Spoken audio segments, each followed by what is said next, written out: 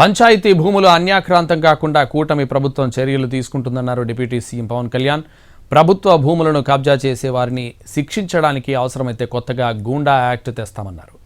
Class war అంటే మొత్తం ఆస్తులు ఒక్కరి వద్దే ఉండిపోవడమా అని వైసీపీ నేతలను ప్రశ్నించారు పవన్.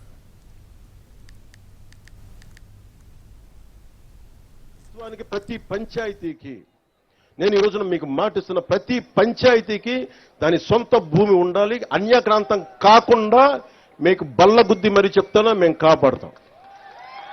అవసరమైతే ప్రభుత్వ భూముల్ని కబ్జా చేసే వాళ్ళకి ప్రత్యేకంగా కొత్త గుండా యాక్ట్ కూడా ఓపెన్ చేస్తాం. ఎక్కడికి వెళ్తాం చెప్పండి? అన్ని ప్రైవేట్ పరం అయిపోతే గత ప్రభుత్వ నాయకులు మాట్లాడేవాళ్ళు కదా క్లాస్ వార్ అని. క్లాస్ వార్ అంటే ఏంటి?